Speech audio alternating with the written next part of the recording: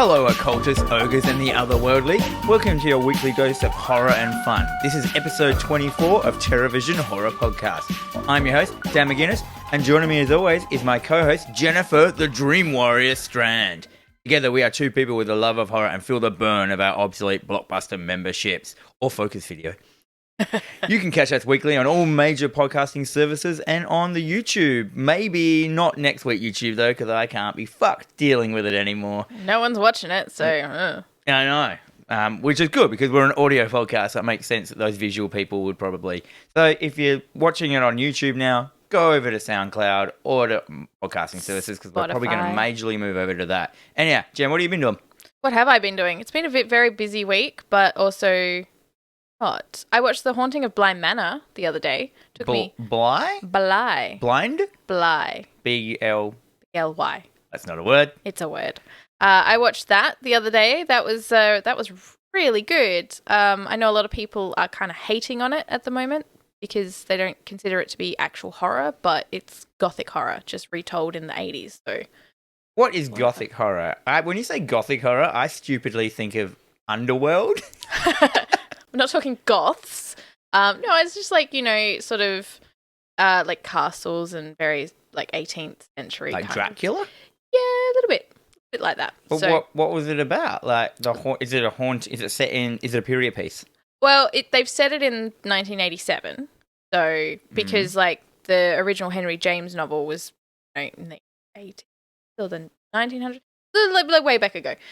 So a lot of those films are very slow moving, and of course, put something today, you just reimagine it as something a little bit more temporary. People are able to watch it easier. So it's Netflix original series done by the people that did The Haunting of Hill House, which was really good. Yeah, that I watched. I actually never finished it, but I started watching that. I watched Hereditary and went straight into that. Oh, and that was a bad thing to do because Hereditary was so good in my opinion, doing the same kind of thing. The Hill House felt like it was just running the race just a little bit behind it. So I kind of fucked it up for myself because I should have watched Hill House. I can never get the name right. Yes, the Haunting of Hill House. Yeah. And yeah, but yeah, set in 87. 87 is that weird year. You should do that 85. Yes. Because 87 is getting too close to MC Hammer being relevant and Vanilla Ice.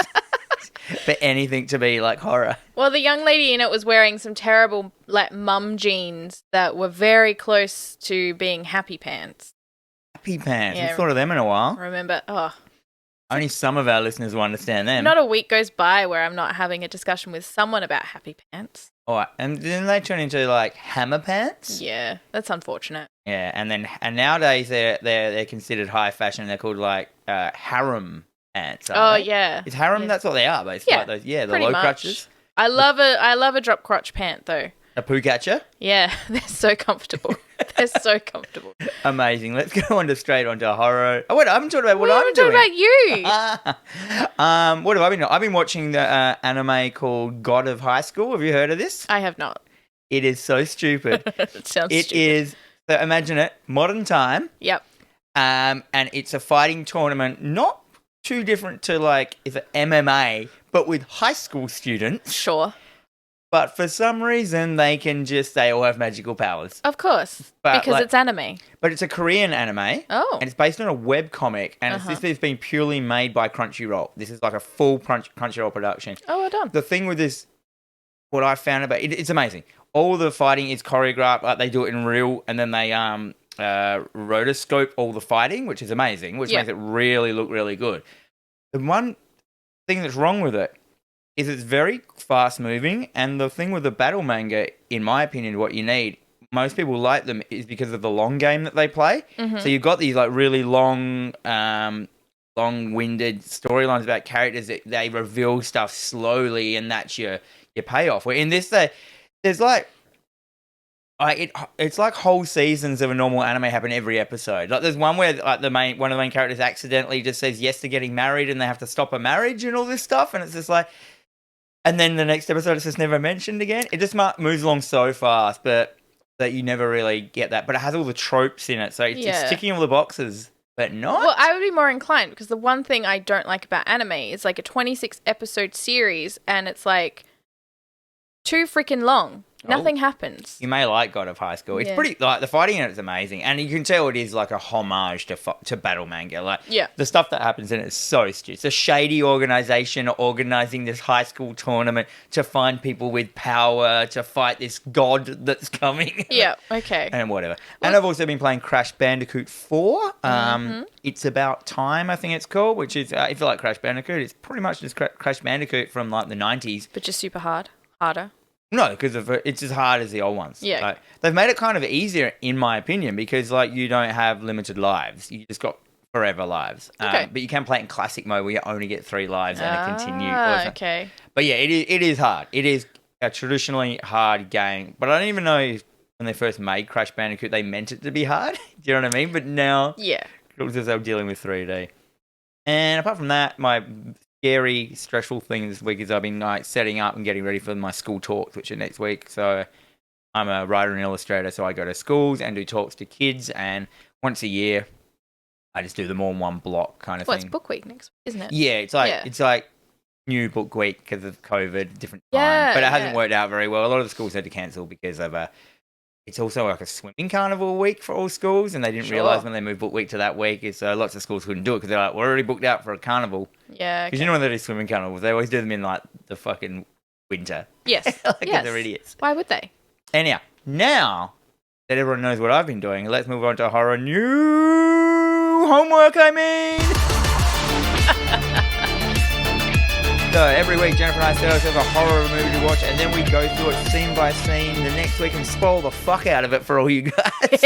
We pull it apart. We rip our claws into it, pull its chest open, and The innards. and roll around in its intestines, and then just leave it as a mess lying on the ground and don't pick up our stuff afterwards. It's true. We have an amazing rating system. Jen, go over our rating system. People need to know what the fuck we're talking about. It's true. So, we've got A, awesome, everybody should watch. B, beer and chicken wing group movie. F is fun and dumb. D, classic that's worth a watch. G, good for its time but has not held up. We've got the J, Jen special. The D, Dan special. W for whatever. S, shit, avoid, and the newly renamed Texas. For the rating just called Texas. The Texas. Now, I thought about this. Is Texas going to get angry about us for this? Because, we have some listeners in Texas. So, is there any Texans out there? This has nothing to do with you. No. Or your state, or your country, or your beloved. This is the first time that I've not mentioned the Texas Chainsaw Massacre Next Generation. But you did. But I just did. So, yeah, Texas is the worst possible thing you can get rated on this show. Yep. Sorry, Texas. Maybe we should change it to the McConaughey. Oh. We just change it every week. But he was pretty bad in that film. He was fucking chewing the scenery in that film. Anyhow, so this is the second part of our 2-part Grindhouse special. Yes. So last week we watched Planet Terror and we got into that. We were going to go over both of them last week, but it's got too long. We realised we had to split it up. We just tore into it too much. We ripped and snarled. So today we're going to look at the second part film, which is Death Proof. But before that, there are some trailers before it, which we should talk about. Yes, we should. But we should get into its. Do you want to do its nitty gritties? Yes. So Death Proof, written and directed by Quentin Tarantino, starring Rose McGowan, who was in Planet Terror, Kurt Russell, which we all know from Big Trouble in Little China, Escape from New York, and The Thing. Mary Elizabeth Winstead. She is from Scott Pilgrim, as most people would know her from. Wait, which one is she? She's Ramona. Yeah. Which one was she in it? She's the cheerleader. The The cheerleader that gets left behind. Yeah, right. Yeah. I didn't even pick. She looks completely Every time different. that actress is in anything, she looks different to me. She does. And because Morpher. she's Huntress in Birds of Prey. Oh, really? And she looks completely different. It's like she's lost her like baby fat, like her chubby face. Not that she was a chubby girl, but she is the middle picture in an anamorph. Yes. Yes, she is. And of course, Rosario Dawson. And I love her. And I love her. So she is in Sin City, Men in Black 2, Clerks 2. and many, many, many other things. I first got into her with Clerks 2. Yes. That roof dancing scene is pretty mesmerising. It's kind of hypnotic, isn't it? Yeah, you can't really do that dance without wearing a bra and expect people not to just go like, what the fuck? It's true. And she's a nudist in real life, so a lot of her Get Instagram... fucked. No, I'm... That's bullshit. I have to go somewhere right now. To Instagram. She is she's like an Amazonian. I love her. Anyway, back to reality. Hands on tables, people. This film had a budget of between 53 and 67 million, and it grossed 25.4 million. That's a fail. So it's a wow kind of film. That is a massive fail. But is that theatre or is that everything? That's the American box office. Yeah. So I don't know what it's made with DVD sales and Blu-ray sales. And when they split the film up as well. Yeah, because they did at one point, because people just, even though it said stay in the cinema for the next film, people just got up and left. Yeah, right. So they just I found it too long in the cinema watching both of them. I was like, I just got into Planet Terror, and which was rad and it was exciting, and I was like, and then it's just like trailers, and I'm like, oh my god, I've got to have another whole film ahead of me, and then it was fucking Death Proof, which should have been the first film.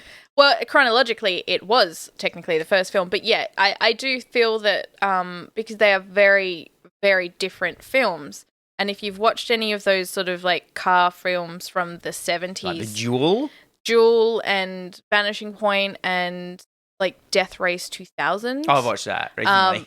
It's amazing. It is. The Death Race 2000 is that film is like it's if you've never seen that film, you should really watch it. It's got like Sylvester Stallone in it playing like a rich weird dude, and isn't Bill Carradine in it? Yeah, he's like the main man. The main man. And Mary Warrenoff, who is the mum from TerrorVision, who I have grown to love quite deeply. She's in it as well. Yeah, and it's got weird nudity in it, and it's hyper violent. Like it's violent enough that like it has bits like out of like Planet Terror where they're running over corpses that are just full of blood and stuff, and you just like, and they kill children in it, and you get points for killing children. It's like Carmageddon. Yeah, it is actually just Carmageddon, the movie. This is where Carmageddon came from. Yeah, yeah.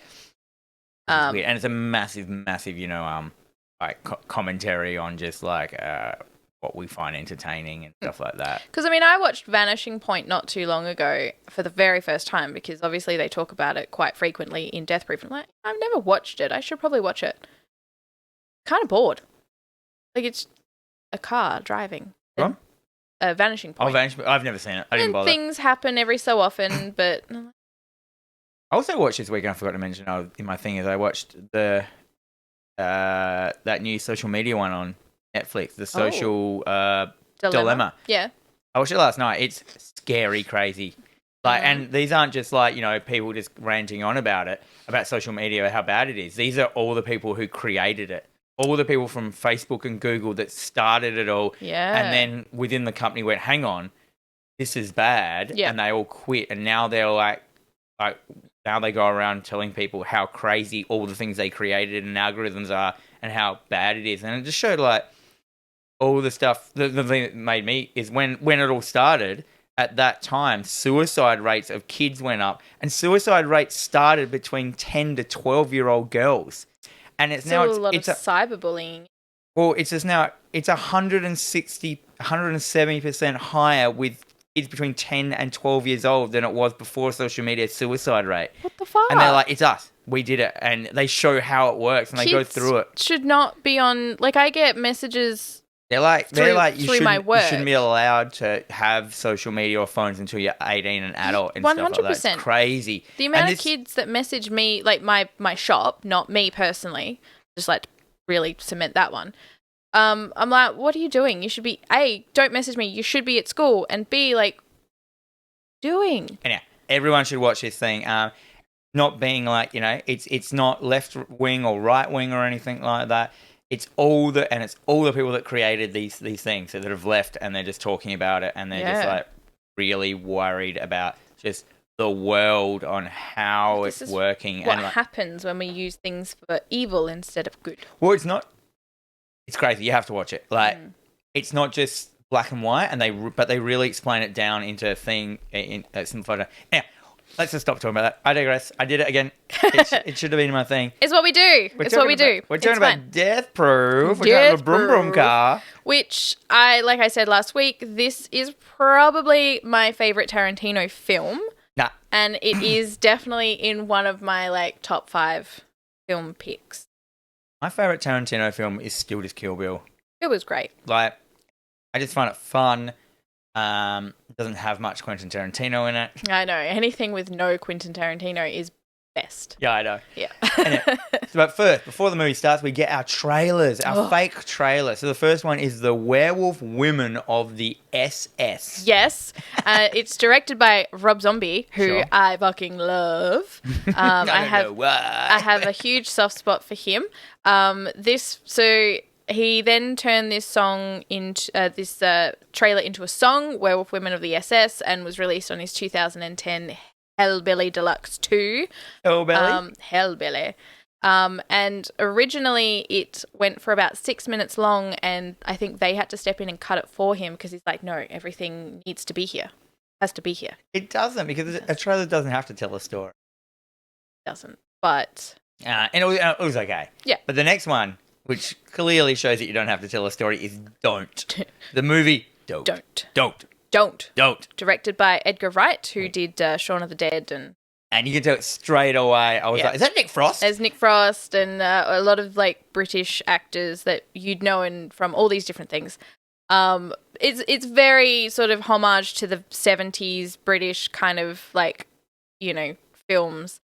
Like if you're thinking about going to the basement, don't. Yeah, with the Don't and the next one, I noticed that they more homaged an editing style of trailers, where I thought the Werewolves of the SS one was just like, it was just a flat It was trailer. just ridiculousness. But yeah, I'm okay with it. But yeah, Don't, and the next one was Thanksgiving. They fully went with the hilarious editing. Like, Yes. Don't was just that one, if you're thinking about opening this door, don't. And like it just kept going. Yeah. And then Thanksgiving did the same thing. Like, it just showed a scene that was ridiculous, and then it went, Thanksgiving. Don't. In like that dude's low horror voice, like, I can't even do it. Thanksgiving. So Thanksgiving was directed by Eli Roth, who did the Hostel movies. He actually did this trailer while he was filming Hostel. Oh, so dude, you'll notice that like the actors from Hostel are in the trailer. Oh, really? So he just probably was on the day. Can you just like do a couple of things? Just do this thing for me, guys. Like, no questions asked. This trailer is all kinds of fucked up as well. Like, this one is... Is that the one with the trampoline? Yes. So that was the point where Liz was like, nah, I'm out. I'm going to bed. You're on your own. It should be the bit where you come in, because that was hilarious. What is it? She's a cheerleader bouncing on a trampoline, and then she does the splits jump, and someone puts a knife up her juju.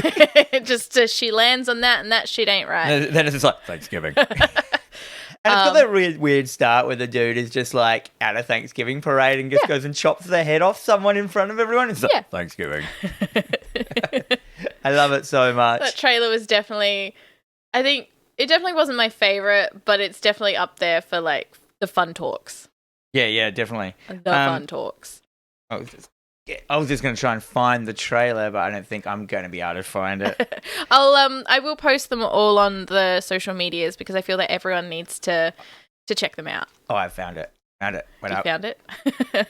I've got no sound. Oh. Come on. Also, I'd like to point out that Werewolf Women of the SS has Nicolas Cage as a cameo playing Fu Manchu. We can hear it now. No, we can't. That's fine.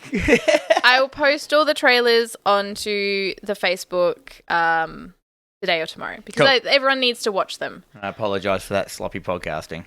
That's fine. Anyway. They expect nothing less from us. Exactly. At least we don't have a dude making a shed next door this week. Or static. Hopefully we don't have static. I don't know. I can't tell. Yeah, we'll find out. Anyway, Someone Death will tell Proof. us. Yes. Let's get into it. It starts. Sexy opening. Straight away. Straight away. Pops up with the Thunderbolt logo and then cuts it to the Death Proof logo. Wasn't there like a sexy dance stuff though at the start? No, that was Planet Terror. Sure, there was a sexy start of this with like women and stuff. No. So the film starts in pure Tarantino fashion where it's just a car driving and it's the point of view of the lady that's in the passenger seat, and it's just her feet on the dashboard. So that's right. Tarantino. That's the thing I got. That was my sexy thing. Yeah, the foot fetish thing. The foot fetish. Yeah, I don't like foot fetishes, and I don't like that Quentin Tarantino has a foot fetish because number one, he's gross, and number two, I find foot fetishes gross. So it's strange. It's typical that he has a foot fetish. Yeah. So basically, these girls are driving to Jungle Julia. They're driving to her apartment to pick her up, and she is, of course, like walks into a room, putting on a top in her underwear. Then she goes and sits on the couch, puts her feet up below. I think it's Bridget Bardot.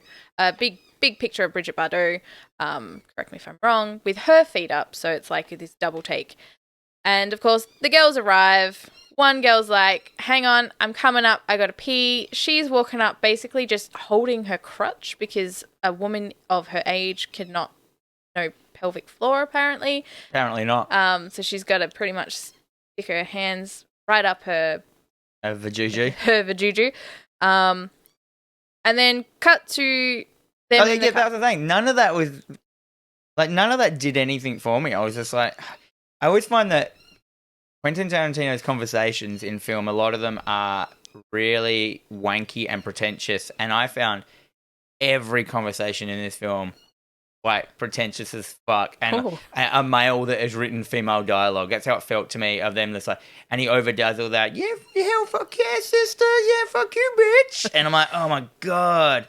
Yeah, like starting a film like this with a giant long conversation in a car of characters we don't know who they are, don't know what they're talking about, and it goes for like, it felt like 10 minutes of just three people just going back and forward having a conversation. I can sit at a bus stop and just hear that of people I don't know talking to each other.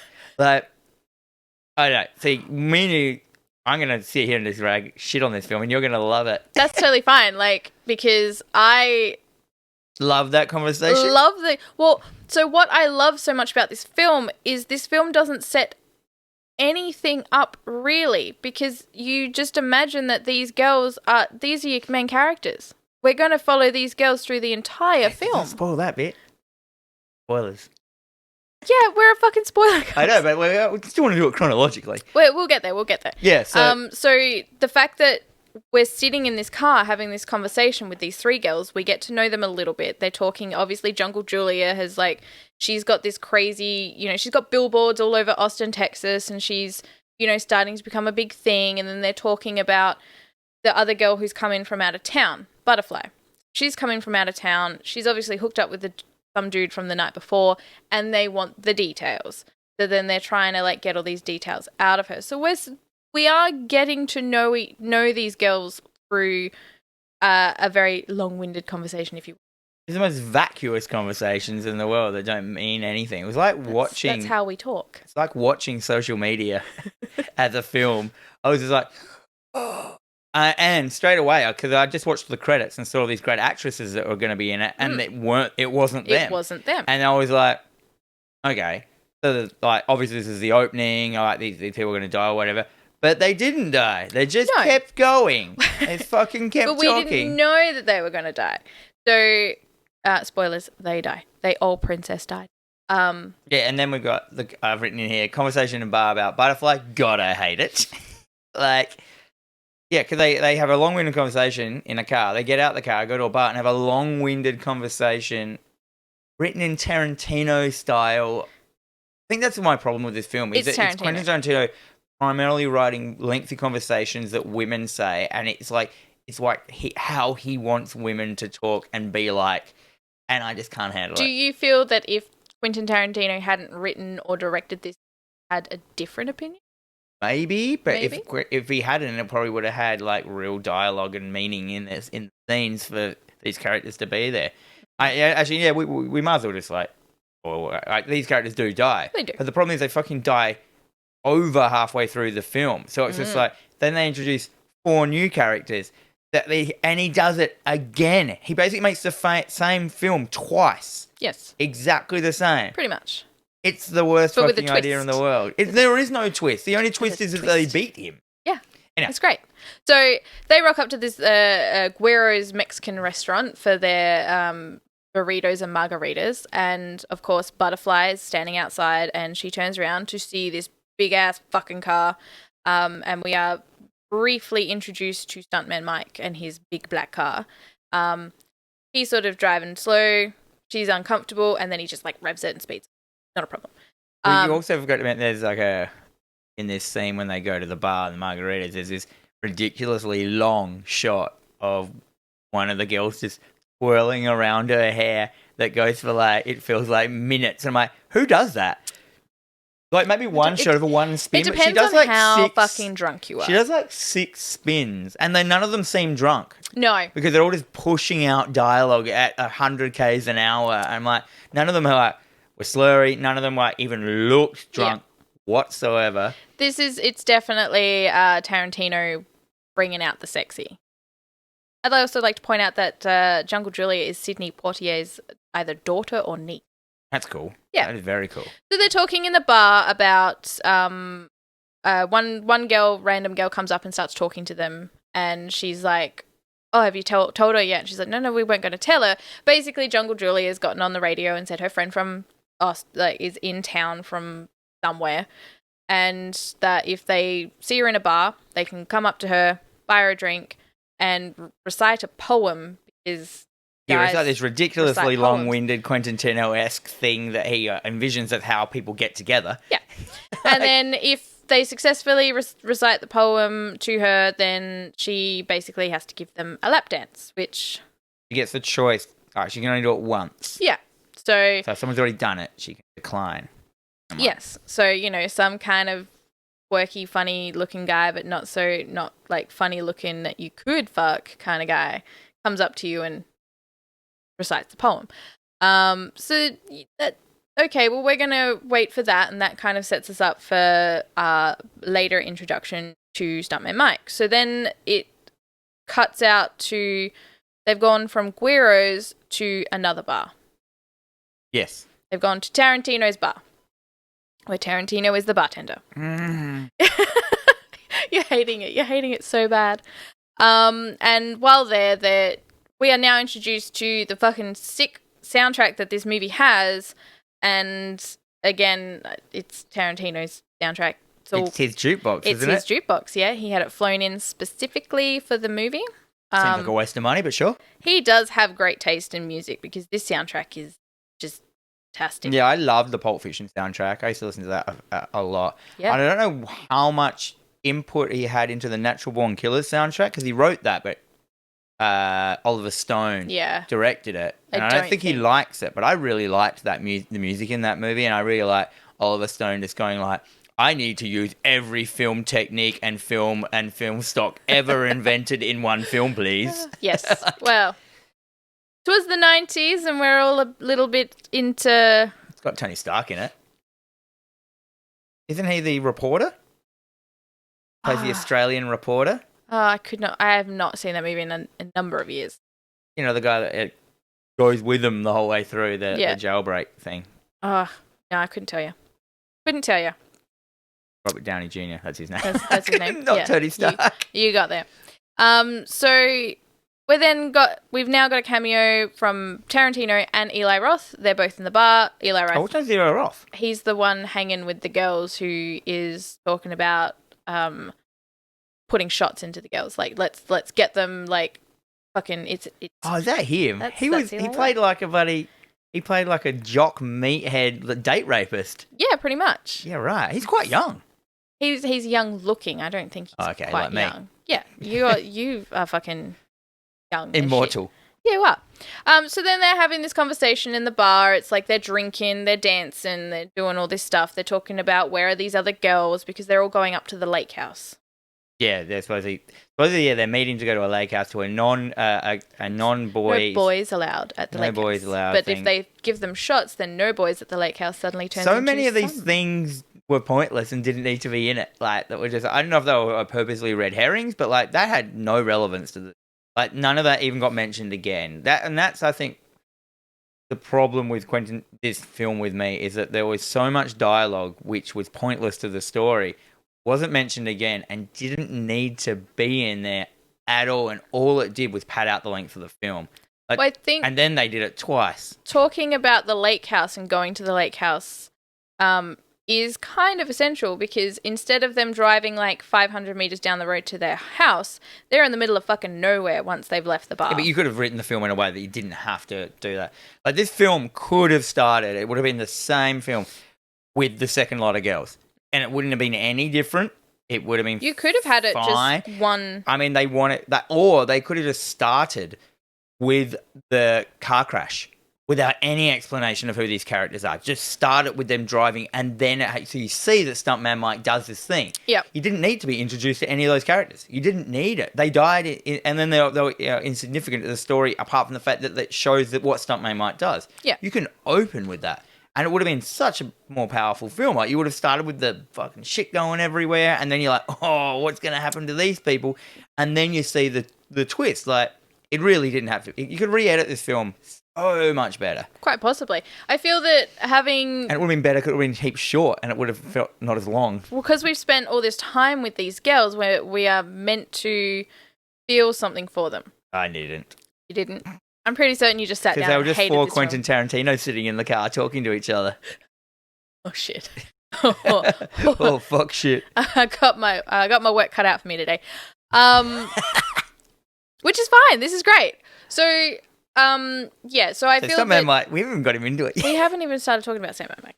No. But yeah. So having these girls, when we, the audience, are meant to feel something for them. So when we get to this scene that happens a little bit later on, we're meant to be like, what the fuck? But except they introduced Rose McGowan's character Yes. as the whitest person I've ever seen. Like, She they make her blonde and should- put her into white clothes, and she's pale as fuck. She shouldn't be a blonde. Like, No, I think they did that to polarize They did. her away from they it. 100% did that. But the problem is that they showed that these girls are bullies, and they were bullies to her when she was younger. So it made me not care about them even less. That they not only are they pretentious, Yes. they think they're wicked. They're bullies and horrible girls. So like, I was just hoping they'd die even quicker. And I'm like, so yeah, it was weird. Like, so you're saying that you're supposed to care that it happens to them, but they were like, in every point in that start bit of the film instilled in me the notion that I hate these characters and I hate these people. Like, they're not the greatest characters. Like, I mean, I might be getting a bit harsh on them. You are. You're like, you are just like holding. Don't get me wrong, I would have said that poem to them if I heard that on the radio.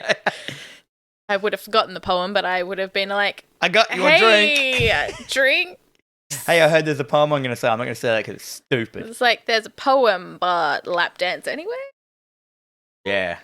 Anyhow, so yeah, Rose McGowan's character comes in as a new character, another new character, another girl. I like this though. I like her character. Yeah, so she's obviously probably an older character. No, she wasn't. 'Cause she's supposed to be in the same year as them. Yeah. Well, she's the same age as Jungle Julia or whatever. So, we are introduced to her. She's in the bar, and she's basically like, "Hey, I can't remember Tarantino's character's name. Barman. Like Owen or Doesn't matter. something." And she's like, "Do you know anyone here who can vouch for a ride?" And then, of course, these keys slide across the bar, and Stuntman Mike. Stuntman Mike. Enter Stuntman Mike. Stuntman Mike. Scarred up Kurt Russell. Pretty much. So it's the same scar from that movie that he was in, where he had a scar. Fuck. Snake Plissken. Is that his name? Yes. Snake Sure. Plissken, Escape from New York, LA. Thank you. Yes. Yep. / LA. Oh. Oh man, we're getting through it. Lordy. So he's at the bar. He's having a drink. He's He's non-alcoholic got his drinks. Nacho Grande platter. And I would like to point out that I made a point of when I was sat down watching this, I got myself a burrito. Oh really? I was watching a burrito. You're ready. I was going to make nachos, but no. Burrito time. Wait, you made a burrito? I bought a burrito. I was going to say, it seems heaps harder than no. making nachos. No, I bought a burrito. Which Someone is microwave made cheese me. on chips in a microwave. You are making nachos wrong, Dan. Yeah, I've never made them. I'm going to make you nachos one day. You'll be like, oh, shit, I'll yeah. die. You won't. I'll make them good. She starts talking to him and he's saying, I will offer you a ride if and when I am ready to leave the bar. She's concerned that he's been drinking, and then he explains that he is a teetotaler, so he does not drink alcohol. He's pretty much like straight edge. Yeah. He's sitting there. He's like, I've been drinking virgin blah blahs, and I'm working up to my big drink of the night, my virgin Lada. So she's like, cool, I'll definitely take a ride from you when you're ready to go. Right, no. First we get a lengthy conversation of pointless shit from like stuntman Mike explaining, right, proving he's a stuntman, whatever, talking to people, and it was okay. I thought that was cool. I think stuntman Mike was a cool character. I did find him a bit gross. Yeah, of course. Because you're supposed to, I think. He's like an older dude that would have been rad in his prime, but he's out of his prime, kind of thing. So he's talking about being a stuntman and how he got into being a stuntman. The films that no one's heard about, which was just all Quentin Tarantino wank.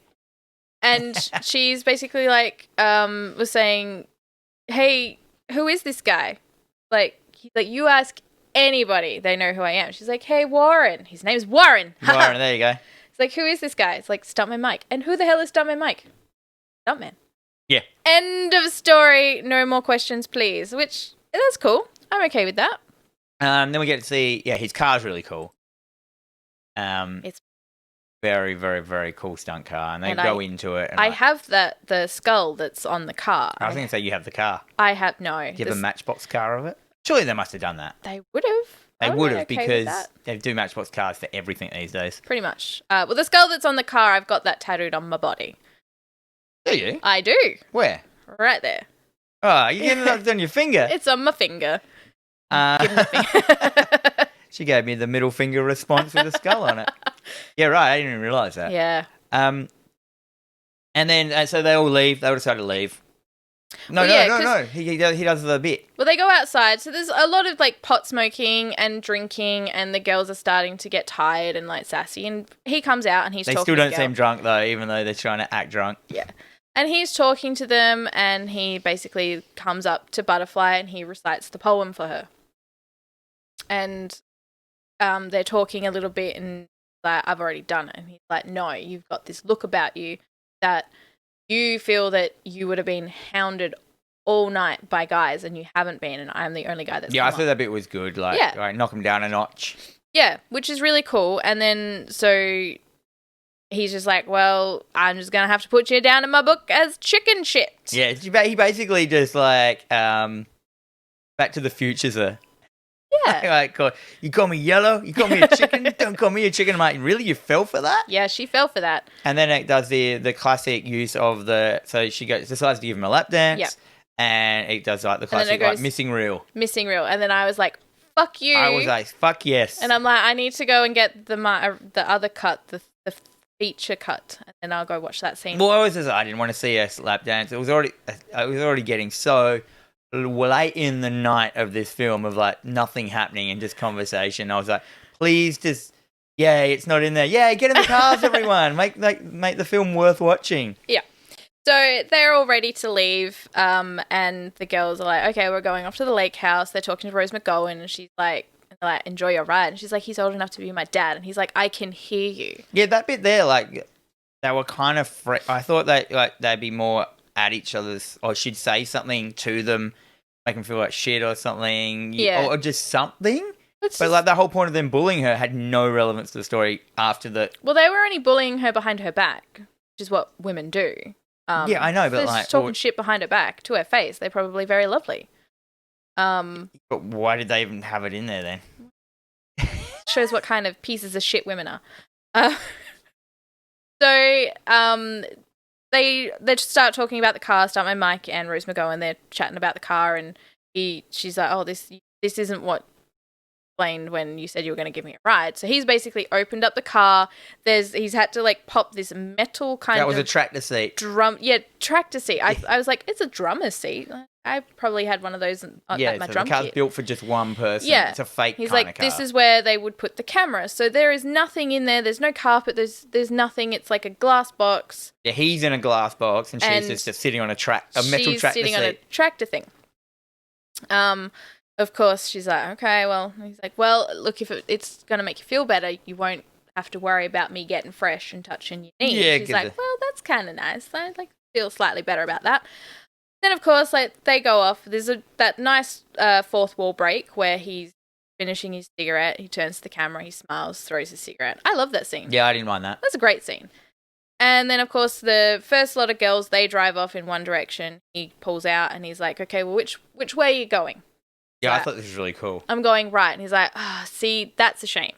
Like, well, why is that? It's like, well, we're both going left, but it could have gone either way. So you could have just as easily been going left, and it would have taken you a while to figure out that you're in trouble. The scare wouldn't start. And he's like, I'm afraid you're going to have to start being afraid immediately. And just fucking peels out in his car doing the speeding off down the road. She, of course, there's no seatbelt in this car. She is just on this fucking tractor stool. He's basically beating her up with the car by just reckless driving. And it's fantastic. And she's just like, head's being slammed against the glass. And she's like, I'm sorry. This is a joke, right? Haha, jokes are funny, right? And then, of course, he's still going, and he basically says, you know what? This car is death-proof, but to get the benefits, you gotta be in my seat. And just fucking slams on the brake, and her head just goes straight into that dashboard. Yeah, dies. And basically, she doesn't even die straight away. She, like, laying there, like, coughing up blood, lifts her head. You know, her face is pretty much all concaved in. All her teeth are gone. Her, her nose is clearly broken. And she's just like... and then dies. So we got our first bit of violence in the horror film, like an hour in. He then pulls down his sun visor, pulls out the pictures of the three girls that we've just been following for the last 30 Yeah, implying that he's a weird stalker man. Dumps them out the window. Don't know why he dumped them out the window. Well, get rid of the evidence. Why would he have them on him? We don't question Stuntman Mike and what he's doing.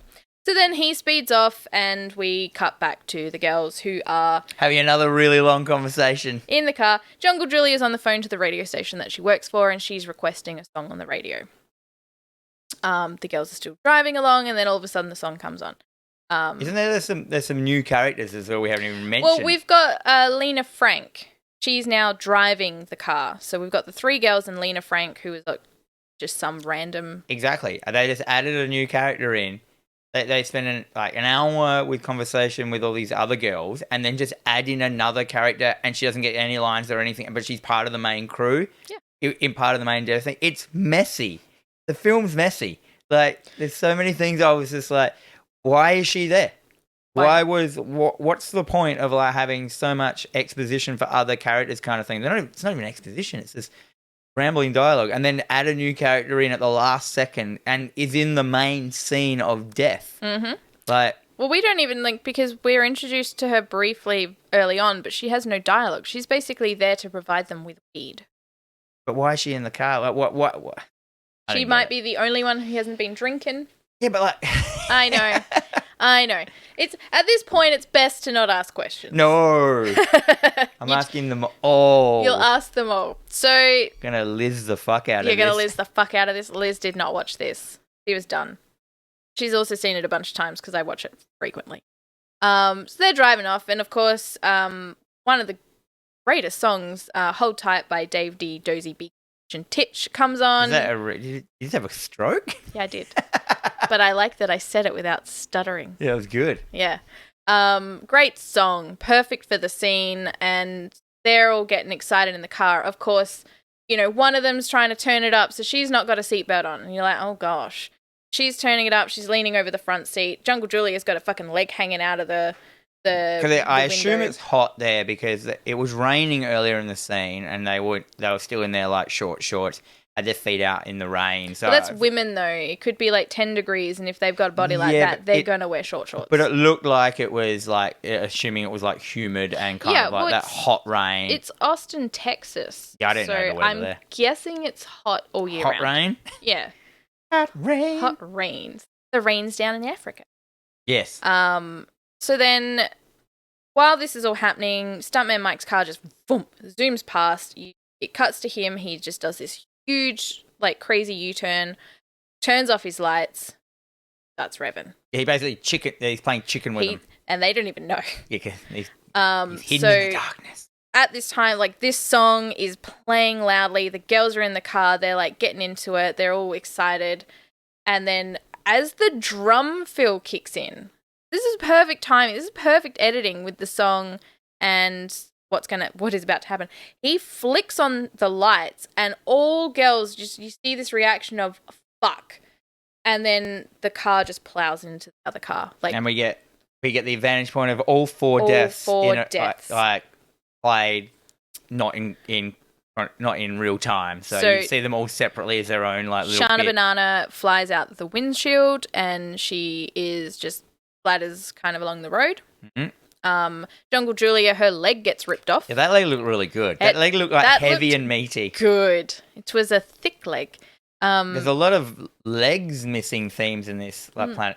From the first one, Planet Terror. He probably still has the props at home. He probably sexes the legs. He rubs them on his sex bit. Sex leg. And of course, a butterfly I think she gets the worst of it. She gets the fucking tire to the face.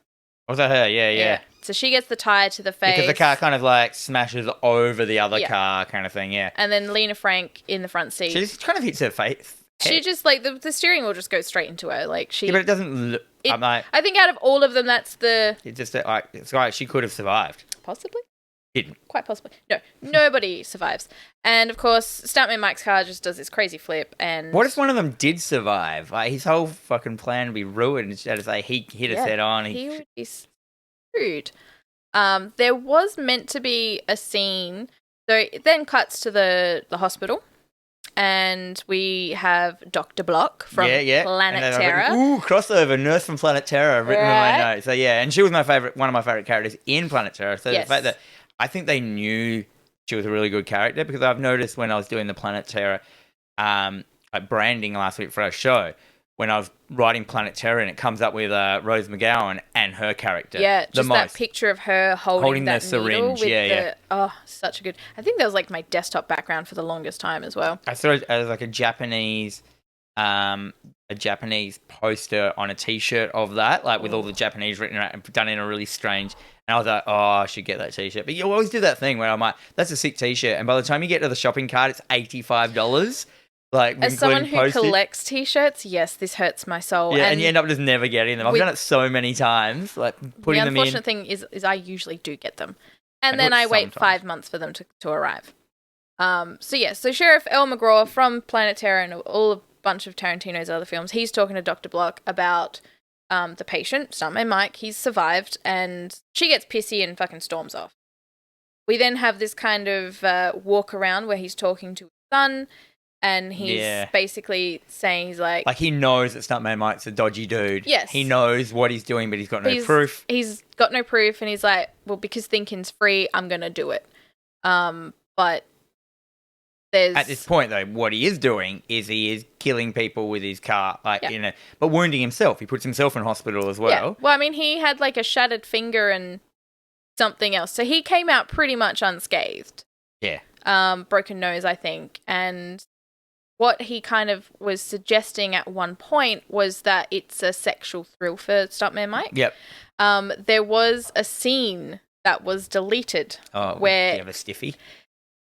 He was actually jacking it after the car crash. So there's meant to be a scene where like he's like upside down, this car's done, and he's like doing it. I'm glad they took that out. Having a go at it, which I'm glad they took that out. What was that crash film? Remember that?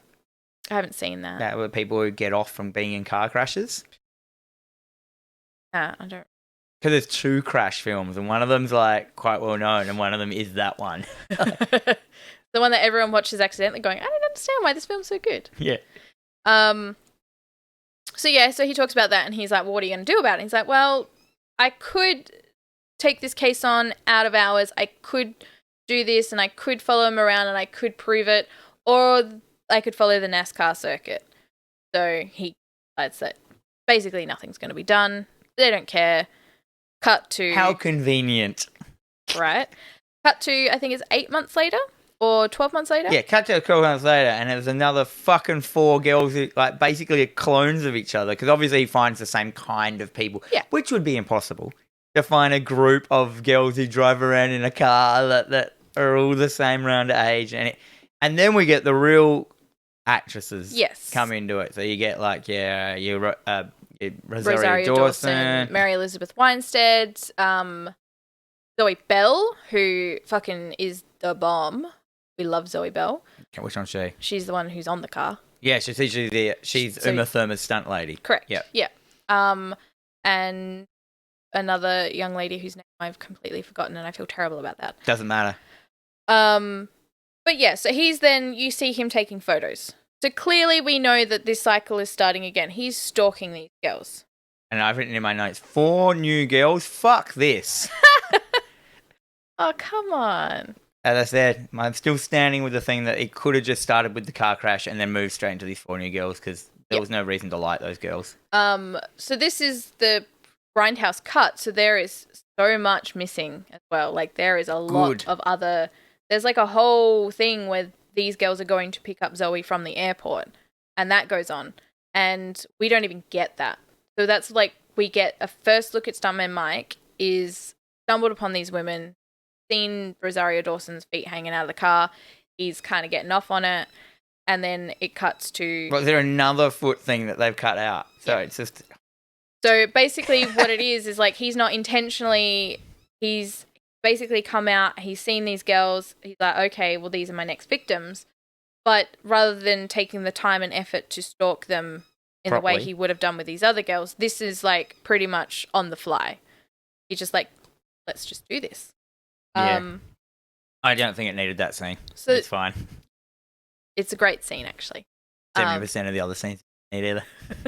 So they've picked up Zoe from the airport. She's over. All these girls work on films. So we've got stuntman, we've got stunt woman, actress, and makeup artist.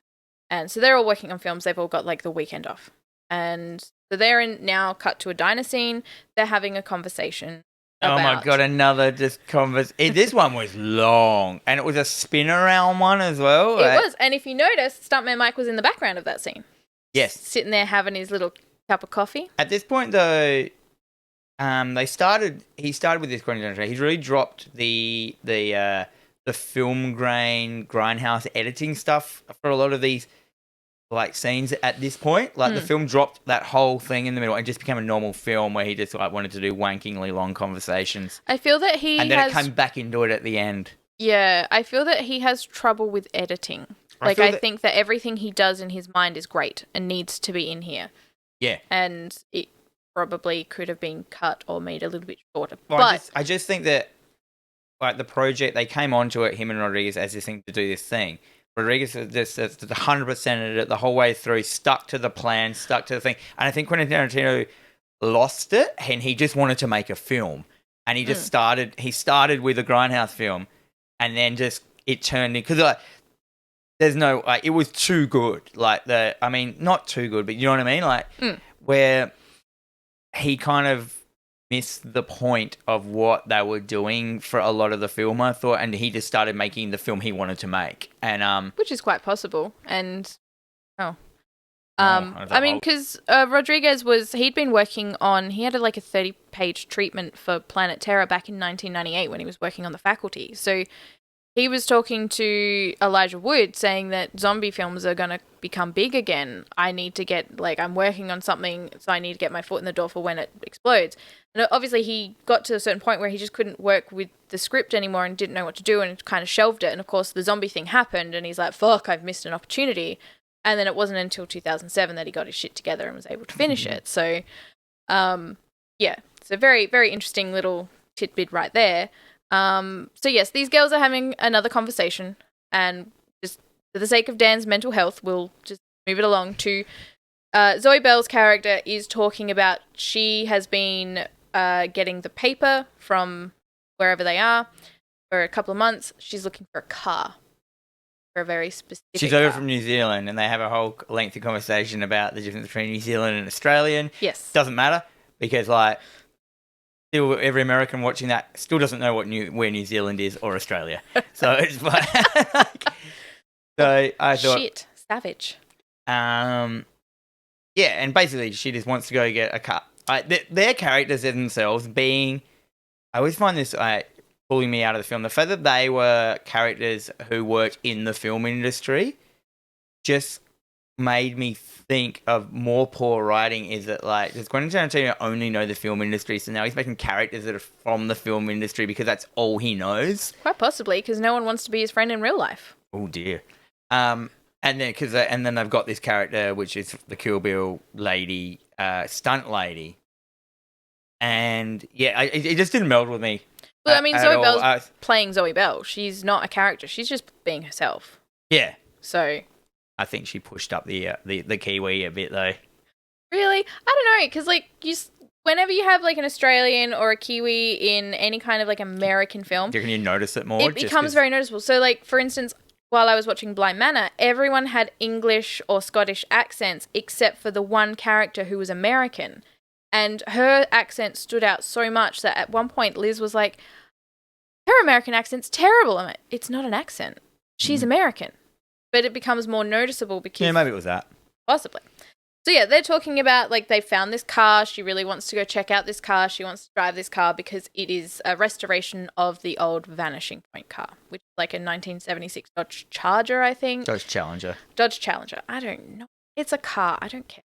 Yeah, and exactly. And like when they went to see it, I'm like, yep, it's that car. It's boring. It's a, like, I mean, it's a cool car. Like, it was nowhere near as cool as the Death Proof car. Death Proof car was See, that's what I was like, well, and I'm like, it's white. Yeah, I get it. Black versus white. Oh, where'd you come up with that one, Quentin Tarantino?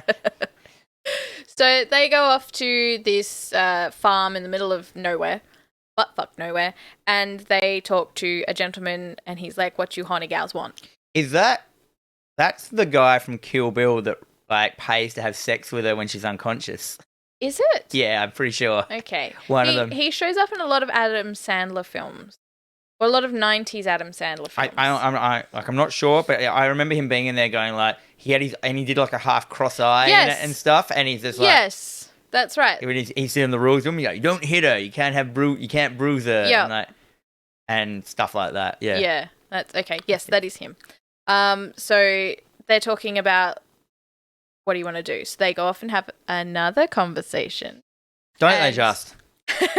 So Zoe and the other girl, they're having a conversation about, okay, well, this is what I want to do. Because you assume that they've been out partying all night. Yeah, one of them... Rosario Dawson's like, look, I'm drunk and a little hungover. Yeah. I'm not okay.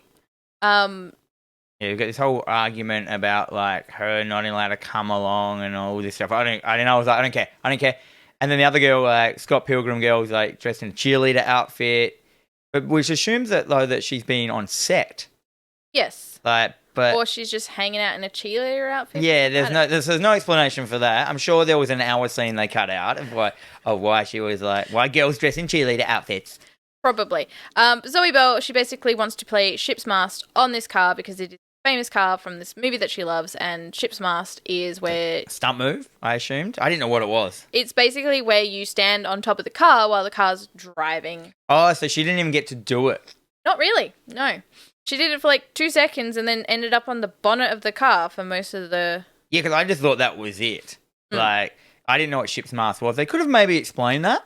Yeah. They explained everything else that was pointless. Maybe explain one of the main things in the film. Because I was like, why? And I understand why. They wanted to do it because they wanted to do a really dangerous stunt, which I assume was really dangerous. Mm-hmm. And is probably one that they don't do very often because it's dangerous or something like that. Yeah. And so he got a real stunt girl in to play a stunt girl to do a really dangerous stunt. Yes. It makes sense. I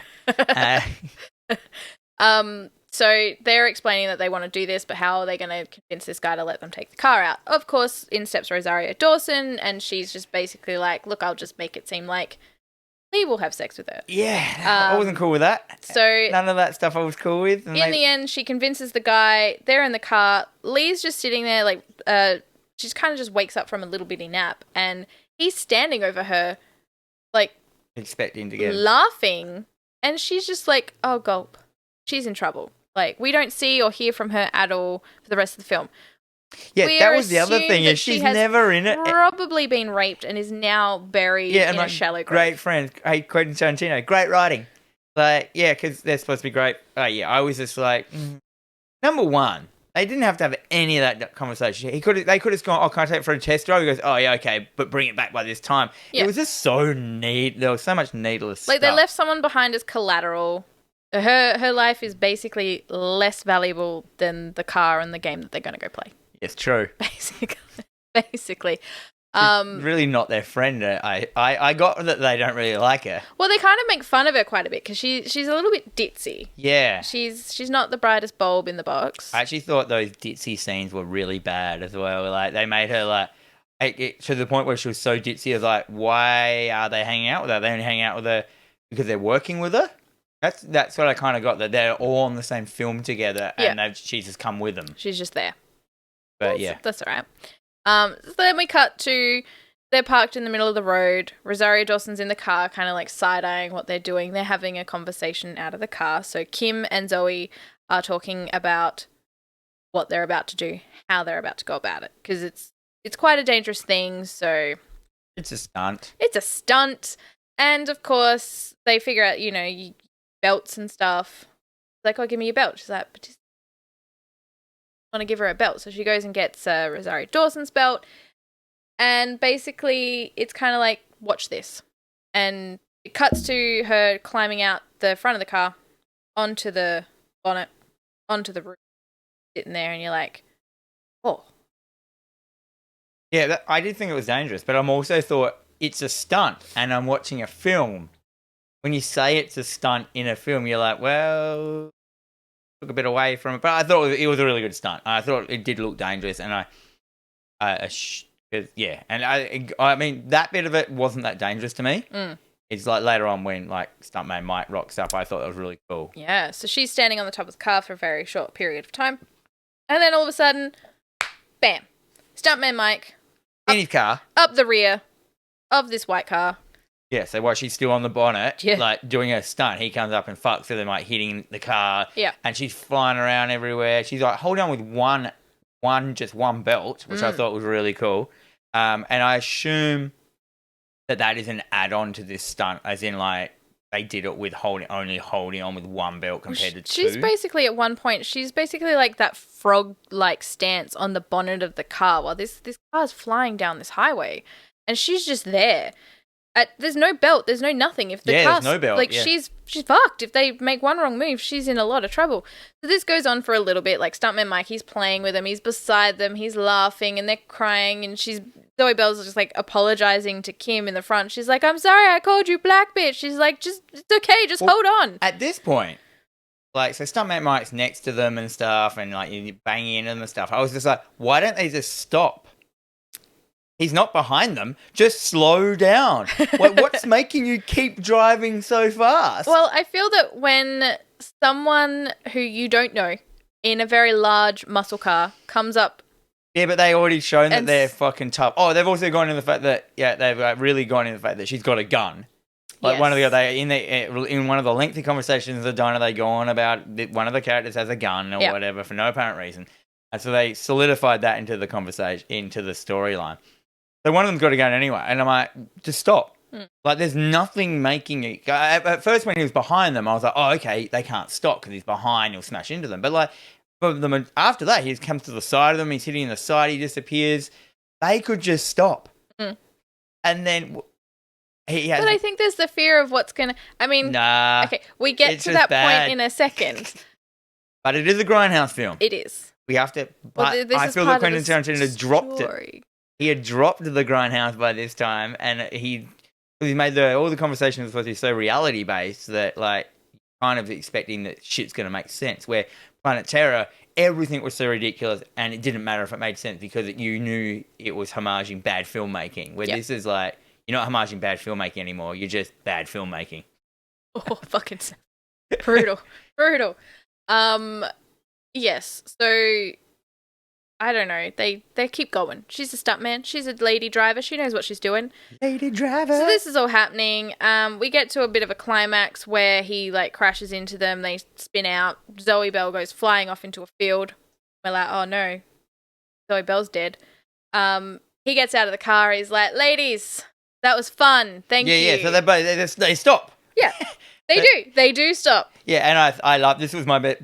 my most favourite part in the film. He gets out, he goes, "Oh, lady, that was..." And then how are you thinking? You think that they're not going to be angry? Like they think it's just as fun? Because like I say, previously with these other girls, he'd obviously spent weeks trailing them and following them and stalking them for all this stuff.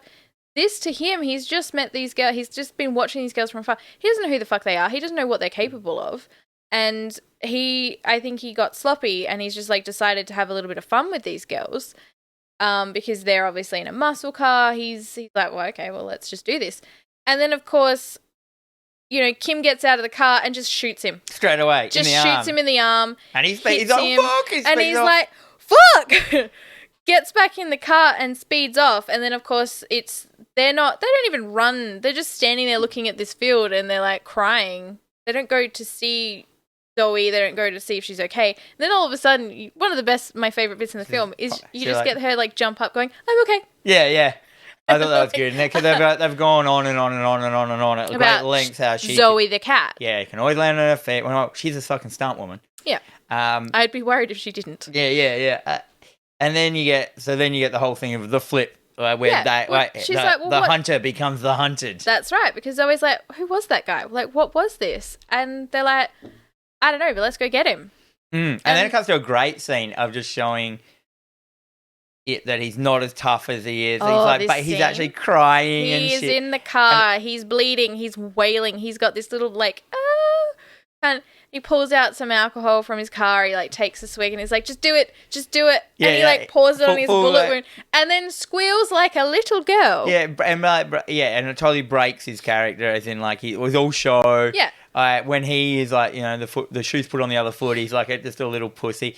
And then has probably the best scene in the whole film, where like if him like and he looks in a vision map, you just see the car smashes into him. They come and smash into him when he's hurt and like trying to get his shit together. And then I think like because he hits his face real hard on that steering wheel as well. And Zoe gets out of the car, runs over. She's pulled out a metal pole from like she punches his wound or hits his wound with this pole. Yeah, she starts like wailing on him with this fucking pole. So this metal pole is just going right into this bullet wound, and he's just screaming and carrying on and crying. And then he starts the car and he's driving off, and like Zoe's still like trying to hit the car. And then it turns into like a chase, and then full wicked chase scene. A chase. So they're chasing him. See all this from the point where. You know, kind of the point where they kind of stop and she shoots him. The film is fucking amazing. It was just all that shit to get to this point. This is one of the I love this film. So I don't care about the dialogue. I love all of it. But this bit. Now we're at the car chase scene. Yeah, which is very dual vibe and all that kind of thing, and it's just gone for ages. Yeah. So they're basically like, it's just two cars racing and trying to catch up with each other. Taking different routes and surprising each other. They end up on a highway. And so then they're weaving in between other normal traffic. They're, smashing through billboards. They're doing all this stuff. And then he thinks he's got the slip. He thinks he's like left them behind, and he's like, haha, you fucking bitches. It's great. It turns more back into his character, because he thinks he's won and he's safe. He's suddenly, because he's like, while in the chase scene, they get next to him. He's like, I'm sorry. He's like, what? What? I'm sorry. He's like, I'm sorry. Oh, you was just having fun. You was just playing. Yeah. Okay. Yeah. And then they smash into him. Like, now we're playing. Yeah. So of course then he's driving up on this road thinking that he's gotten away from them, but then the camera pans down and they're on this road just below him. Was it above? So he's above, they're below. Yeah, right. Yeah, because they go into a split road kind of thing. No, I'm pretty sure they were above, because they're like, don't be a dead end, don't be a dead end, don't be a dead end. And then they come down and in and hit him. Oh, yeah, okay. Yeah. Sure. Which I thought that was part of a good car chase. That was great fun. Yeah. And they come down and hit him. Is that where the car they flip him? Yeah. Yeah, and they flip Stuntman Mike's car, which is a great stunt. Yes. Like that car flip was like, damn, he's fucking. Yeah. Shit. Yep. So they fucked him. They've crashed him. He's rolled. He's fucking. He's hurt. He's in his car. Then they pull him out of the car. Well, the bit where he comes up and he's expecting like sympathy from them. He's just he's just like, look out, my arm's broken. Like, and help me. And you think, because any other situation, you would expect that oh, I've just been pulled out of a car, like, you need to help me. And instead, they just start beating the absolute fucking they stand shit. him up and just do a punch circle, which doesn't make any sense. And it goes for fucking ages. I don't even care. It's great punches. Yeah, Rosario Dawson being a fucking badass. Yeah, it was funny because also she's like not even a badass in the film, but for some reason she can like punch someone repeatedly.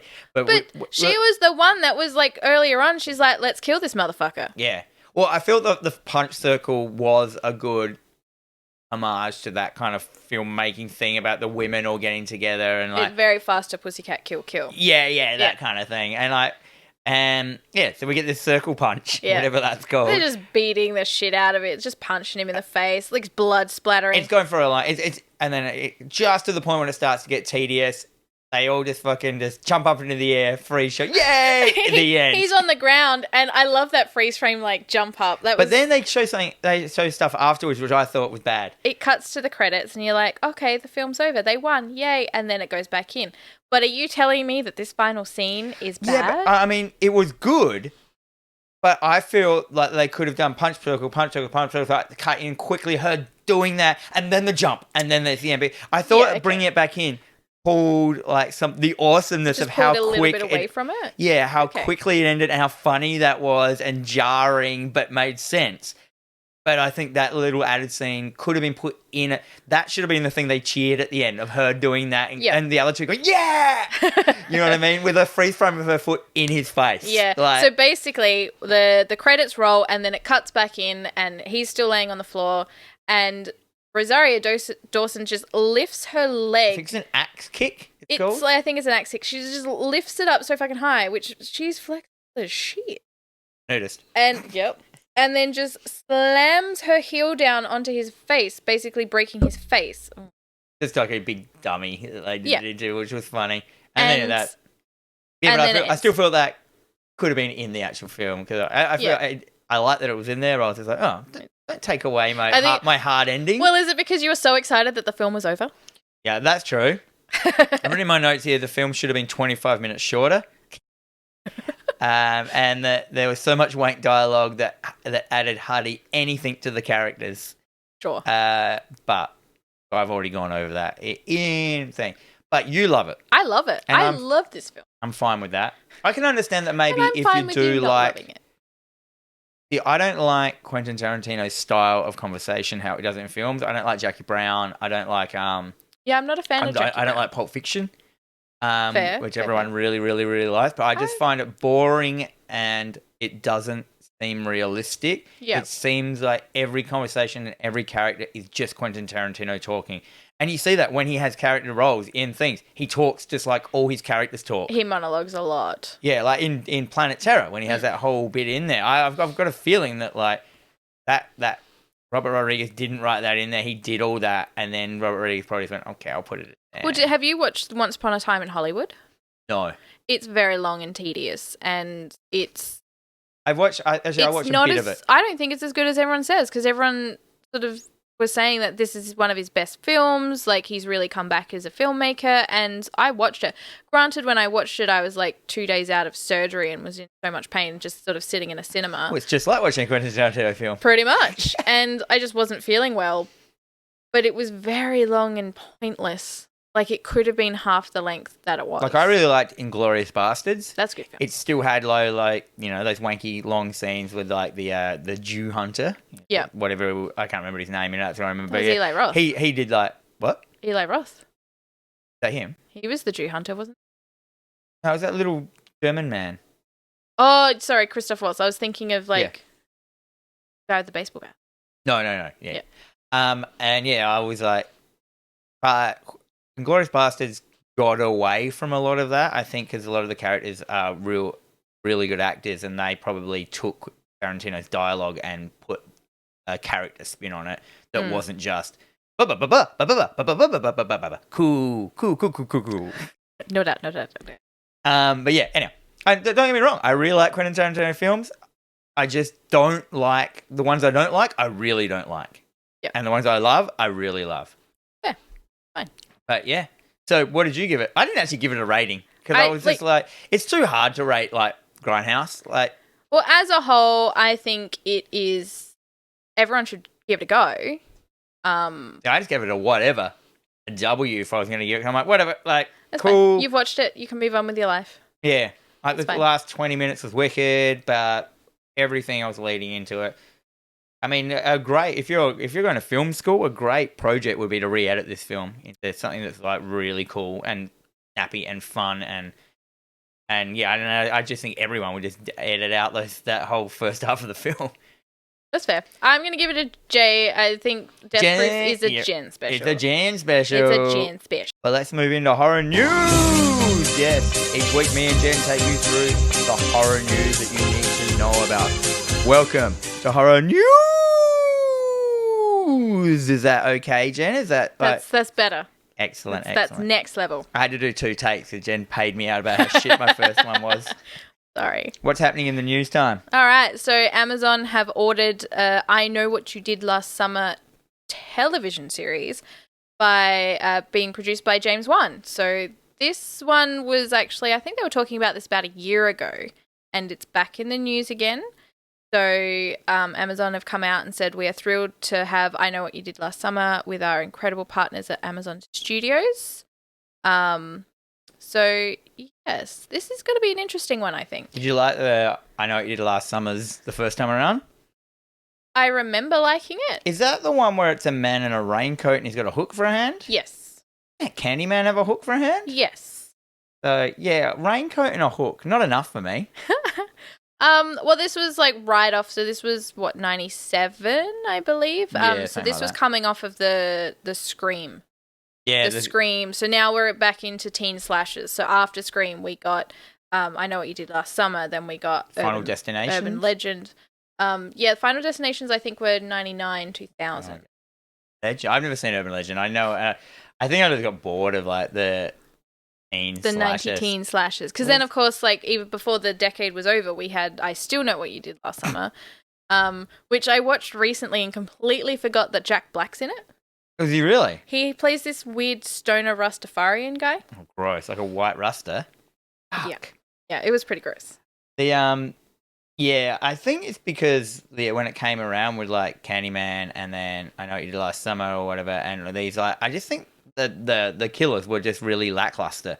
Like there's, like I said, this is just a dude in a raincoat. It is literally a man in a raincoat. Like he's in a rain slicker. So it's a fishing town. They're all fishermen. So we've got a fishing hook that you bring fish in the boat. Yeah, bring fish into the boat. So what did they do last summer? I can't remember. Hey. Well, they were all out. They won. Sarah Michelle Gellar had won the Miss Butt Fuck Nowhere of the year. Some small no name fishing. Yeah, fishing I had a girlfriend once that was Miss St. Pat's Day in Broken Hill. Oh. What she's up to now? She's actually, I think she's a big designer now. Oh, fuck yeah. I'll eat my words. So coming off of this, it's their last year of high school. They're all about to go off to college, do their own thing, and they have this drunken night hanging out, and as they're driving home, they hit someone. That's right. They hit a dude and just hit and run or just something. And then they basically decide that the best thing that they could do would be to throw the body over the cliff into the water and not have to worry about it. And never speak of it again. Which always works. That's my nightmare. Like living with that would be so hard. Yeah. Would be terrible. So then obviously a year passes. They have all gone off. They had all these high expectations for their life. Coming back into town for celebrations again. They're all just haunted by what's happened. I think the only one that's gone off to college is Jennifer Love Hewitt. Jennifer Love Hewitt. And Love, the middle name. Yeah. It's an okay film. I think it was okay for its time.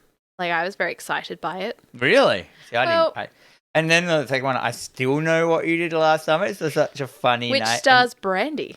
Oh, Brandy. No one cares about her anymore, Not now. do they? No. What happened to her? Nothing. Didn't age well because she's Brandy. Should have been a fine wine. And then, yeah, they're going to do a third one, like, I Totally Still Know What You Did. Or, like, What's this new one going to be called? Well, no, because they did a directed to video in 2006 called "I'll Always Know What You Did Last Summer," which I never watched. They could do "I Know What You Did Last Decade" because it's so old now. Like 2 decades. Oh, I know what you did a couple of decades back. Yeah, I'd watch that. And bring in the original cast, and they're just like, how did, is he? Because he's not supernatural, is he? No, He's just a jerk that wants to kill them. It's a dude. It's just a dude. Nah, see, I mean, Scream wasn't supernatural either, but Scream had its own thing going for it, as in they were dudes obsessed with film, and it was playing on the genre, where this is just like you know, we're just going to ride the coattails of Scream and just make a man that kills people. But, like, and, okay, if you guys haven't seen this, like, I don't really care. Like, I will spoil the shit out of the second one. So the second one, this is how bad it is that the killer was the son of the killer from the first film. And his name was something Benson. And there's this climactic scene between him and Jennifer Love Hewitt, and he's like, "You still don't get it, do you? I'm blah, blah, blah, Benson. Ben's son. Ben, my dad, who tried to kill you. Do you not understand?" Like, oh, that's... Oh, my, really? Is that the bit? That's the bit. So the thing that in the second one, I Still Did Last Summer, is that they killed the main guy, the bad guy from the first film. Is that what they did last summer? Yeah. It's like, so it's... Oh. Yeah, it's like, these are really fun to watch now as just like a fun, dumb film. Beer and chicken wings? Yes, it is a beer and chicken wing film, definitely, especially because you will just laugh at how terrible it is. So I've got like nothing against it. See, the television show is just going to be a bunch of kids, just a really elongated story about just a dude hunting some kids. Yeah. And honestly, like, I think I watched the first couple of episodes of the Scream series and I never went back to it. Yeah, it's like the Mist But series. I have a lot of trouble watching young people do things now because, you know, when these films came out, I was not a teenager, but I was... But I didn't have any problems watching Scream 4 the other day. And they're all young people, most of them. They're close. I think they're closer to my age. Probably not. No, but there's a whole bunch of young people in it. But I just think it's not that. I just think it's the writing. And like what the content. I just need monsters, man. I've never been a fan of like real life slasher. Like if it is a slasher, it needs to be like Jason. Yeah, I love a slasher. You know what I mean? Like I need like a monster. I need something a bit more than just a jaded fisherman. Something that could potentially. Sorry, I keep hitting the mic. I apologize, guys. Something that could not happen. Yeah, I need some fantasticalness in my horror film. Yeah. I mean, this is why I don't like Hostel.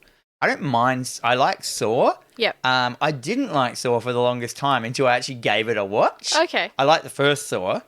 And then I reckon I watched the second one and I was like, nah, it's just a bunch, it's just mean, like, gore porn, because then Hostel came out.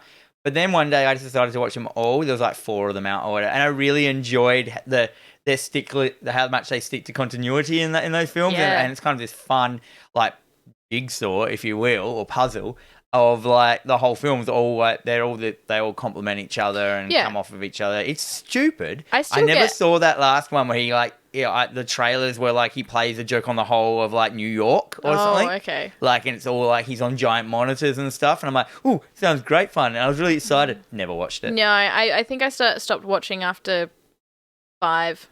Maybe 6. I don't know. What I always get frustrated about the Saw franchise because this James Wan and Lee Whannell, they're Australian. They couldn't get this film funded in Australia. The year that this film came out, the Australian funded film was You and Your Stupid Mate. Is that a film? It's a film. So they went to America to get this film funded and made, and now it's one of the biggest horror franchises of all time. Yeah, they basically... And Australia would not back it. Fuck you, Australia. There's a lot of that. I mean, stuff goes to, like, acquisitions. They have those meetings where, like, you know, the suits see how financial viable it is, and I just assume they just would have thought, nah. Yeah. I mean, but yeah, Australian horror films have gone really good. Yeah, I fucking love Australia. Like, I can't wait to do a couple. I've got a couple lined up for the future for us. I like the Babadook.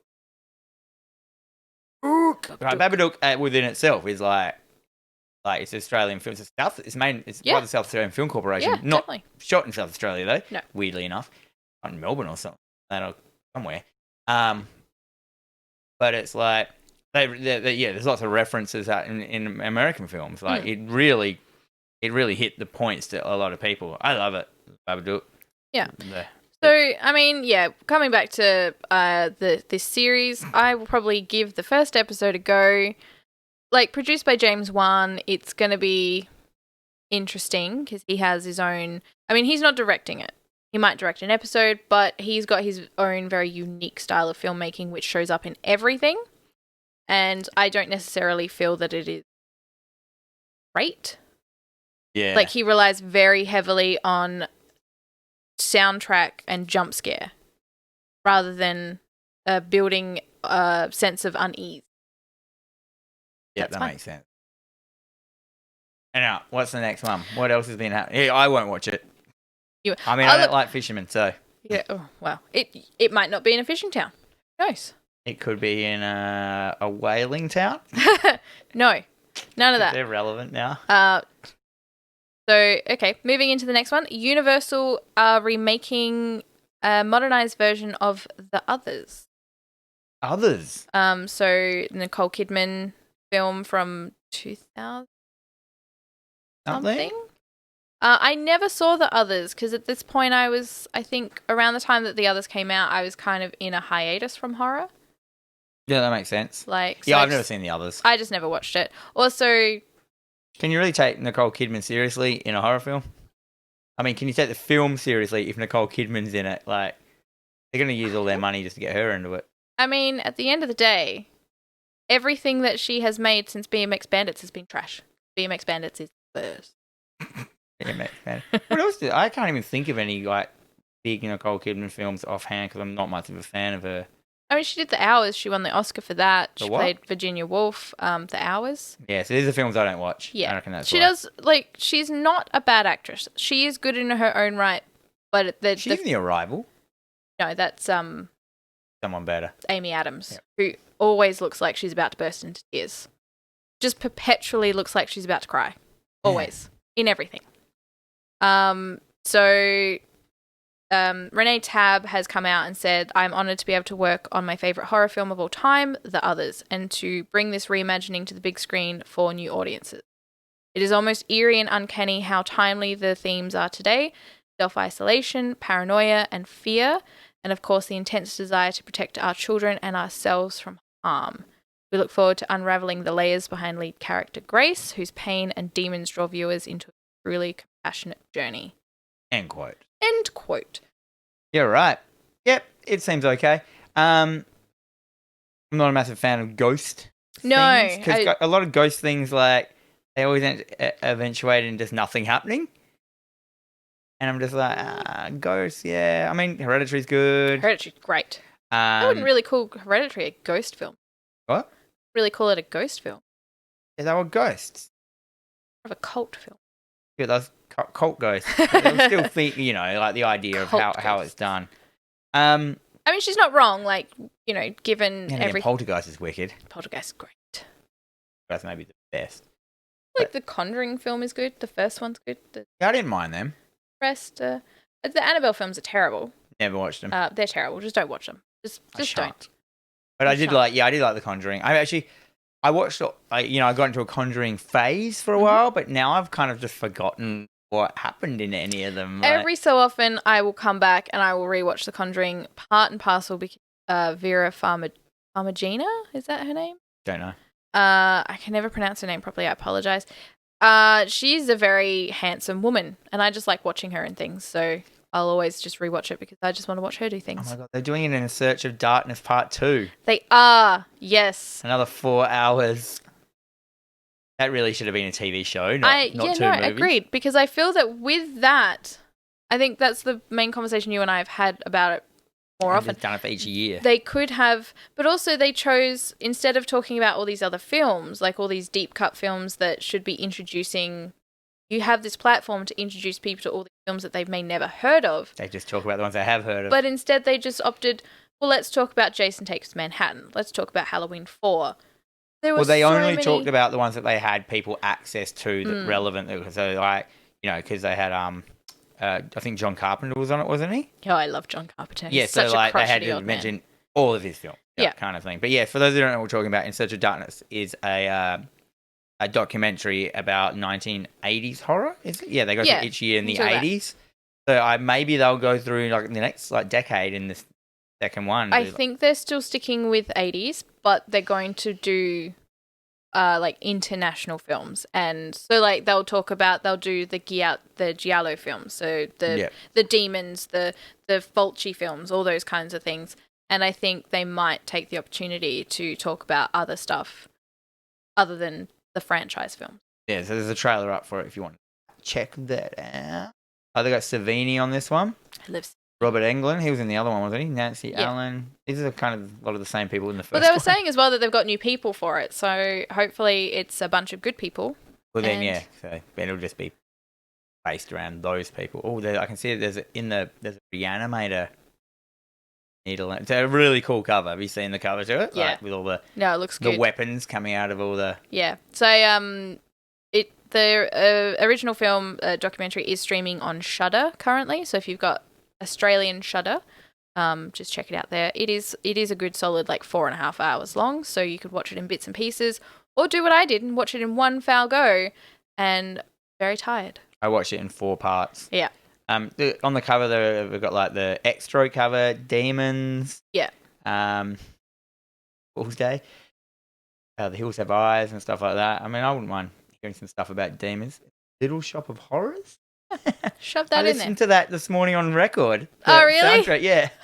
Nice. Over breakfast. That's a great breakfast. Seymour. Such a nice film. That really sets you up for a lovely day, doesn't it? Yeah. Yeah. Now, what's next? All right, so Halloween Kills release October 2021, no matter what, says Jason Blum. Of course, unfortunately, due to Corona, Halloween was due to come out this month. It has been pushed because they are definitely solid on it has to be in the cinema. You need to experience this in a cinema, not just on video on demand. And I agree. Like, I would want to see this in the it's got a weird vibe. It's just going to be really loud. This film. Like, you know what I mean? Like, there's going to be like big crashes and like, like it's going to be insane. Screaming.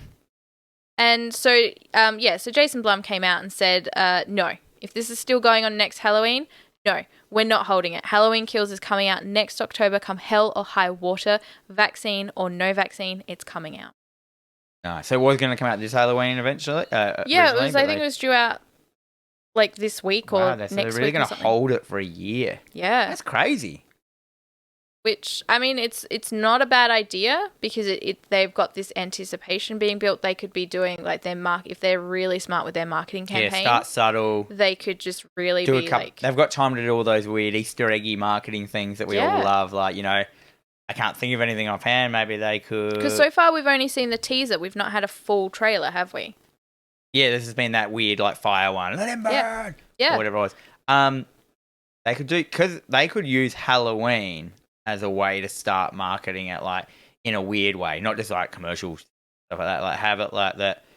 I don't know. Maybe there's some sort of Halloween candy they could create and give out, like, for it. That people don't realize that it's for the film, and then afterwards, once the marketing starts, they're like, you know, anyone who's eaten this candy is gonna die like next year, or you know what I mean? Like, do some sort of like, hey, not just a Halloween.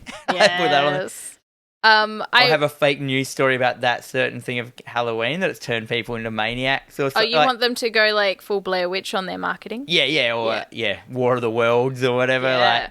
Like, they've got a year to do it. Like, why not? Sit there around and plan. I mean, Blumhouse, they know what they're doing. Like, like a lot of their films are kind of hit or miss, but so they don't. They know what they're doing when it comes to marketing certain films. So if they really did it right, this could be big, and it's already going to be big because the people were waiting. We're just so waiting for it to come out, and then it's just being pushed. So the anticipation for this is really high.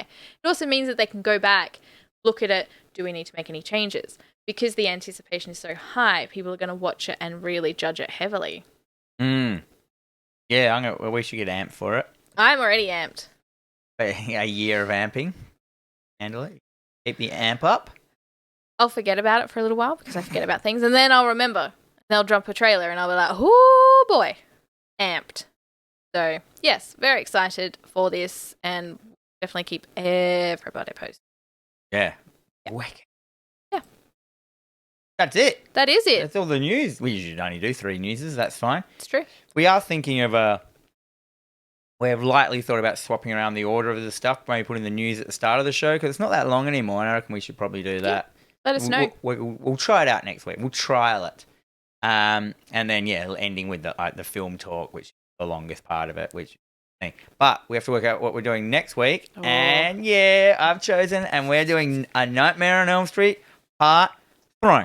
Yes. Number 3, my favourite one. Yep. I did Freddy's Dead just recently. Yes. Back a bit. But I reckon revisiting this one is going to be wicked fun. This is probably one of the best ones. I think it is the best one. If not the best. I think it goes like this one, and maybe like Freddy's Dead, and then Wes Craven's New Nightmare, and then all the rest in any order you want to watch them. Not even the original? Where's the original sit? I don't like it. You don't like it? I find it a bit boring and weird. Definitely like The Dream Child is the last one on the list. Sure. That one doesn't bode very well with me. And I suppose Jason vs. Freddy's in there somewhere. I like that one. Yeah, we'd definitely have to watch that one soonish. I think I've done that one, haven't I? Did you? I don't know. Like, we started out watching a lot of films. Yeah, too many. But honestly speaking, we could probably revisit some of these. Go back and do a full pull apart. Yeah. Like a Baker's Delight pull apart on it. Yes. Yes, but please. So Nightmare on Elm Street 3, buddy. I don't know I haven't looked it up to even know where it is. I just own it, so it's fine. But I assume it's on a streaming service. I think it might be on Shudder. If it's not on Shudder, it's definitely going to be on Amazon Prime. Because they just keep dropping horror films everywhere because 'tis the season. Yeah, take us out. All right. You've been listening to TerrorVision Horror Podcast with Dan and Jennifer. We are a podcast available on all streaming services, SoundCloud, Stitcher, Spotify, iTunes, maybe YouTube. We don't know, probably not. If you do listen to us, please like, subscribe, follow, leave a comment. Let us know if you liked the episode, what you did like, what you didn't like. We also have Instagram at TerrorVisionPod. You can also email us at TerrorVisionPod@gmail.com. Let us know what you want us to watch, what you want us to discuss, if you like what we said, if you didn't like what we said. Just have a chat. You can also interact with us all on Facebook. You can. And if you want to, if you like video games, you can check out my other thing that I do, Hack the Dino, where you can catch the Hack the Dino team live over on Twitch every other Friday, which is this Friday, at 7 p.m. for casual hangs, chats about games, nerdism, stupidity. We basically play games live. We just chat about. It's like a fun hangout where we just talk about everything that's happened in video games for the last fortnight and just casual hangs. It goes for around about 2 hours. It's a big hang. It's a whole Friday night. Yeah, glorious. You can get in the chat live. You can say your piece. If you ever got a question, you can read it out and stuff like that. We've got a great community over there, so come over there. This Friday at 7 p.m. actually, Adelaide time, over on Twitch. Cool. You can then watch it on like YouTube VOD afterwards, but Twitch is where it's at, man. Live. Maybe we'll just start streaming on Twitch. Podcasts don't really work live. Like, simply people sit there listening live. The amount of times that we're like, wait, we've got to go to the bathroom. We'll be right back. Or like, maybe we should have like a switchboard so we can have listeners call in, like a radio. That'd be cool. I can set that up easy. Because you just do it through Discord. Yeah. Kind of thing. Anyhow, we digress. But until next week, may all your dreams be nightmares.